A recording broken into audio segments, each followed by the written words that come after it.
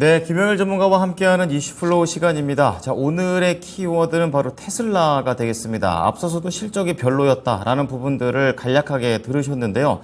자, 그것에 앞서서 우선 테슬라가 국내 시장의 수입차로서 치고 들어오고 있는 그런 상황들 좀 말씀을 미리 드리겠습니다. 점유율을 무섭게 올리고 있다라는 그런 내용인데요. 지금 나와 있는 바로 차량이 되겠습니다. 모델 Y가 되겠는데요. 테슬라 상하이 공장에서 만든 차가 되겠고 국내 판매량이 지난달에 4,200대가 넘은 것으로 집계가 됐습니다. 그러니까 국내에서는 벤츠라든지 BMW 이제 이런 차들이 인기가 좋은데 이제 여기에서 이런 부분들을 다 제치고 수입차 가운데 1위를 차지한 게 바로 저 모델이 되겠습니다. 한 달 전보다 무려 10배 가까이 팔려 나가면서 그야말로 아주 갑작스러운 돌풍을 일으키고 있는 그런 상황인데요. 자, 거기에 배경이 되는 얘기들을 한 가지씩 말씀을 드리자면 우선 국내 업체인 LG 에너지 솔루션 이쪽 배터리에서 중국산 저가형 배터리로 지금 갈아탄 그런 상황이 되겠습니다. 그렇게 되면서 출고가를 2천만 원가량 낮춘 점이 유효했다라는 것이 업계에 분석이 되고 있습니다. 가격 경쟁력을 앞세운 테슬라의 흥행 자체가 전기차 시장의 지각 변동으로 이어지지 않을까, 국내 자동차 업계에서는 부담스러울 수밖에 없는 그런 상황인데요. 당장에 현대차 그리고 기아가 국내에서 3분기까지 판매했던 전기차는 올해 목표로 제시했던 18만 5천 대의 절반밖에 미치지 못한 그런 상황입니다. 자, 그야말로 고속 성장을 했었던 국내 전기차 시장이 약간은 주춤해지면서 목표 달성도 어려워질 것이다 라는 분석들도 속속 나오고 있는 상황입니다. 자, 그런 가운데 오늘 나온 이 헤드라인 좀 보시게 되면요. 테슬라 어제 어닝 쇼크다 뭐 이런 얘기가 나오게 되면서 3분기 순이익이 급감했다라는 그런 내용들이 나와줬습니다.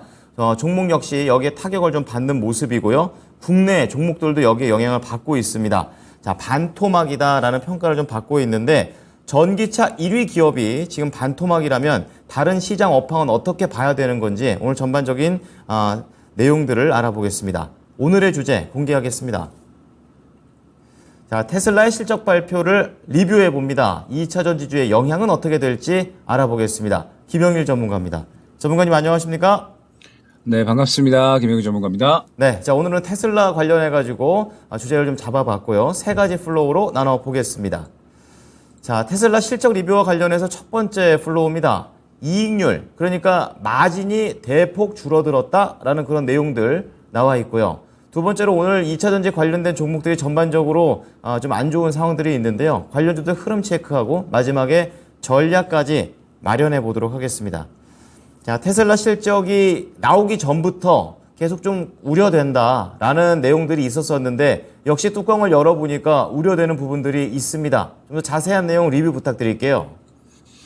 네, 아무래도 시장이 지금 계속해서 좋지 않고 하락을 하고 있는 이런 와중에 테슬라가 그래도 좀 실적이 잘 나와주면 그래도 어느 정도 시장이 버텨줄 수 있지 않았을까 생각을 했는데 테슬라가 우려했던 대로 역시나 상당히 조금 감소하는 그런 실적치를 나타냈습니다. 그러면서 이제 어제 시장에서 약 5% 가까이 큰 하락을 했는데 일단 이 실적에 대한 부분들을 한번 살펴보게 되면 3분기 기준으로 봤을 때 일단 순이익이 약 2조 5천억으로 집계가 됐습니다. 그러면서 작년 같은 기간보다 44%나 감소를 하는 이러한 이제 모습을 보였었고 주당 순이익 같은 경우에도 상당히 큰 폭으로 예상치보다 이제 하락하는 이러한 모습을 보였습니다.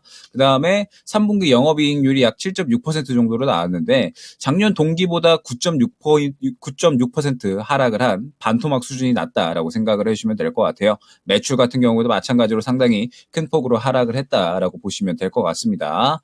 역시나 이제 이러한 부분들은 이 테슬라의 전략적인 부분이 잘 먹히는 듯 하다가 다시 또 이제 이 어느 정도 좀 하락을 하고 있다라고 봐야 될 것 같아요. 우리가 이제 이 테슬라에 대해서 이야기를 할 때 어느 정도 이제 올해부터 이야기했었던 이 전략적인 부분이 무엇이냐? 테슬라가 차량 판매량을 끌어올리기 위해서 가격 인하 정책을 펼쳤다라는 부분이었죠. 그러면서 가격을 인하하고 생산량을 늘리면서 이 부분을 전략적으로 이제 다시 한번 이야기를 하고 그러면서 이제 판매량을 대폭 끌어올리는 실적을 끌어올리려는 이러한 노력들을 했다라고 보시면 될 것 같은데 판매량을 끌어올리기는 끌어올렸죠. 판매량을 끌어올리기는 끌어올렸는데 어느 정도 수익성이 받쳐주지를 못하니까 결국에는 실적이 상당히 급감을 했다라고 보시면 될 것 같습니다. 그러면서 역시나 이제 지금 현재 미국의 상황도 조금 이제 봐야 될 것 같아요. 최근 이제 미국 시장의 상황도 지금 그렇게 좋지는 않죠. 지금 이제 미국의 신차 할부 금리가 현재 7.4% 정도라고 해요. 그러면서 우리나라도 그렇지만 미국도 이 금리가 계속해서 올라가고 있다 보니까 자동차 가격이 인상되지 않아도 할부 금리 때문에 소비자들이 이 차량 구매하는데 상당히 좀 부담스러운 부분이 있다라고 하거든요. 그래서 미국 같은 경우에도 지금 이 부분이 부담스러운 상황에 여전히 있다라고 보시면 될 것 같고, 그 다음에 테슬라가 지금 역시나 중국 시장이 조금 중요하다라고 볼 수가 있을 것 같은데, 가격 인하를 했음에도 불구하고 생각보다 중국에서 또 판매량이 그렇게는 뭐 크지 않다라는 이러한 이야기들이 나오고 있는 그러한 상황이죠. 지금 앞서 말씀드렸듯이 가장 스테디셀러 모델이라고 볼 수 있는 뭐 모델 Y라든지 혹은 이제 뭐 모델 3 이러한 이제 이 라인업들을 거의 이제 가격을 25%, 20%씩 이렇게 큰 폭으로 상당히 크게 하락을 했는데, 역시나 좀 크게 하락을 하다 보니까 판매량이 증가했음에도 불구하고 수익성은 훨씬 더 줄어드는 이러한 모습이 나타났다라고 생각을 해주시면 될 것 같습니다. 결국 이제 앞으로가 조금 중요할 것 같습니다. 지금 테슬라에 대해서 이제 투자자들이 이야기를 할 때 과연 이렇게 가격 인하 전략을 계속해서 이어나갈 수가 있을 것인가라는 부분이 또 주요한 의제가 되고 있거든요. 워낙에 수익성이 큰 폭으로 줄었고 지금 전체적으로 이제 글로벌적으로 시장이 힘든 상황, 뭐 그 다음에 전기차는 또 살 사람들은 다 샀다 이러한 이야기들도 나오고 있는 그런 상황이기 때문에 보정무도 많이 줄어들고 있죠. 그래서 앞으로 전기차의 수요가 큰 폭으로 뛰어오르기 어렵다라고 한다면 테슬라는 결국에는 다시 한번 가격을 인상할 수밖에 없지 않을까 이러한 이야기들이 나오고 있는 상황입니다. 그러면서 4분기가 또 굉장히 중요할 것 같아요. 결국 이번 3분기에는 그래도 어느 정도 예상을 했었죠. 이번 실적이 조금 안 나올 거다. 판매량은 늘어났었지만 수익성은 대폭 줄어들 거다. 이런 부분들을 그래도 투자자들이 어느 정도는 예상을 한 부분이었습니다. 그럼 4분기가 이제 어떻게 진행이 될 것인가가 중요할 것 같아요. 테슬라가 올해 전기차를 180만 대 생산을 하겠다라고 이야기를 했었고, 그러면서 4분기에 이제 추가적으로 이 목표치를 달성을 하려면 47만 5천 대 이상은 또 추가적으로 인도를 해야지 전기차의 목표치 달성을 한다라고 볼 수가 있을 것 같거든요. 근데 만약에 4분기에도 이러한 수치에 미달을 한다라고 하면 추가적으로 이제 이 기대감이 또 소멸을 하게 되면서 실망감이 또 나타나게 되면서 테슬라가 추가적으로 하락을 할 수가 있다라고 생각을 해주시면 될 것 같습니다. 워낙에 지금 상황 자체가 전체적으로 전기차 쪽에 계속해서 좀 안 좋게 상황이 조금 힘들게 진행이 되고 있는 것 같아요. 그렇기 때문에 일단 관련주들 흐름 한번 보면서 지금 최근에 또 이제 추가 매수에 대한 부분이라든지 혹은 이제 이미 진행을 하신 분이 있을 수가 있습니다. 그렇기 때문에 전기차 관련주들 한번 흐름 싹 보면서 앞으로 또 우리가 어떻게 대응해야 될지 간단하게 한번 이야기해 볼 수 있도록 하겠습니다. 그냥 한 가지 궁금한 거는 이제 전기차 경쟁도 점점 심해지고 있는 상황이잖아요. 그래서 테슬라의 저가 전략 이런 것들은 전문가님 보시기에 계속 될 거로 보십니까? 지금 상황에서 수익성이 너무 이제 많이 하락을 했잖아요. 물론 이제 뭐 CATL 배터리를 또 추가적으로 진입을 하면서 워낙에 이제 가격이 또 가격적인 강점을 가져갈 수 있는 그런 이점이 있지만 수익성이 워낙에 하락을 했기 때문에 테슬라 같은 경우에도 아마 4분기까지의 흐름을 보고 나서 그 다음에 전략 수정은 필연적으로 나타날 수밖에 없지 않을까 생각이 됩니다. 어찌됐든 테슬라가 목표했던 판매량 자체는 달성을 한다라고 하더라도 결국에는 수익성에 받쳐주지 않으면 그것은 아무런 의미가 없는 부분이기 때문에 결국엔 테슬라 자체도 올해 판매량과 그 다음에 그 판매량에 따른 수익성을 보고 나서 그 다음에 아마 가격적인 조정까지는 들어가지 않을까 생각이 돼서 일단 지금 당장의 테슬라의 움직임은 우리가 미리 예상을 하기보다는 이제 이 가격적인 부분을 향후에 이제 어떻게 테슬라가 또 전략을 펼쳐 나갈 것인가, 결국에는 또 이제 테슬라가 가격적인 전략을 어떻게 펼쳐 나가는지에 따라서 우리나라 기업들도 이 부분을 따라가야 되는 거기 때문에 일단은 지금 상태에서는 가격적인 조정까지는 추가적으로 더 들어가지 않을까 어느 정도 예상을 할 수 있을 것 같습니다. 자, 테슬라의 실적도 봤고요. 테슬라에 대한 전략에 대한 전망도 좀 알아봤습니다. 자, 오늘 이제 관련주들 좀 볼 텐데, 뭐 2차 전지 LFP 배터리 쪽도 그렇고, 또 관련된 2차 전지 관련된 종목들, 전반적으로 좀 약세 흐름들이 이어지고 있습니다. 관련주들에 대한 평가 어떻게 하십니까? 네, 아마 최근에 2차전지 관련주들은 추가 매수를 고려를 하신 분들도 굉장히 많았을 거고요. 그다음에 한번 신규 매수를 해볼까라고 생각을 해보신 분들도 굉장히 많으셨을 것 같습니다. 그런데 제가 항상 2차전지 관련주들을 말씀을 드릴 때에는 단순히 바닥 잡는다라고 해서 추가 매수나 혹은 신규 매수를 진행을 하시면 안 된다라고 말씀을 드렸었죠.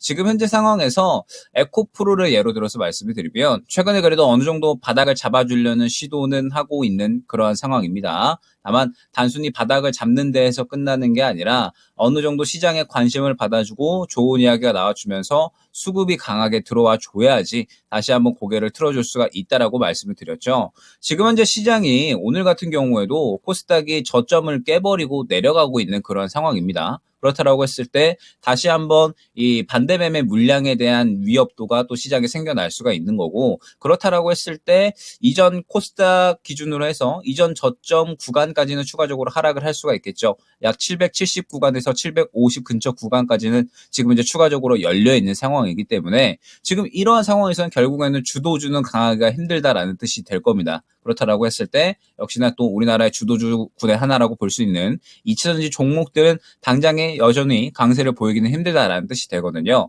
그렇기 때문에 지금 상황에서는 조금 더 차분하게 기다리면서 확실하게 바닥 잡아주고 바닥을 잡는 것에서 끝나는 게 아니라 수급이 확실하게 들어오는 구간이 나타났을 때 그러한 구간에 추가 매수나 혹은 신규 매수를 준비를 해야 된다라는 겁니다. 뭐 에코프로, 그다음에 뭐 에코프로, BM, 뭐 그다음에 포스코 그룹주들 다 마찬가지입니다. 지금 구간에서 같은 그림이 나와주고 있고 대부분 다 수급이 들어가지 않는 그런 상황이 있기 때문에 최근에 시장이 어느 정도 반등 나와주면서 마찬가지로 기술적으로 같이 반등이 나왔다라고 생각이 되고 있거든요. 지금 상황에서는 조금 더 여유롭게 보시면서 분명하게 2차전지 쪽은 주목을 받는 구간이 나타날 겁니다.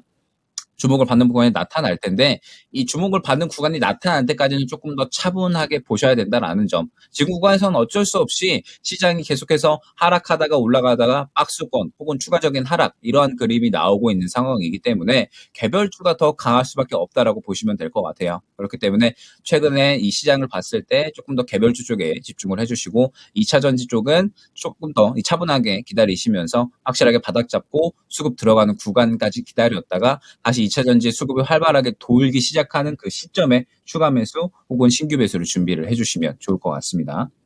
네. 자, 결국에 우리 시장의 또 하나의 주도 섹터가 되는 2차전지 좀 더 느긋한 관점에서 바라봐야 될 것 같습니다.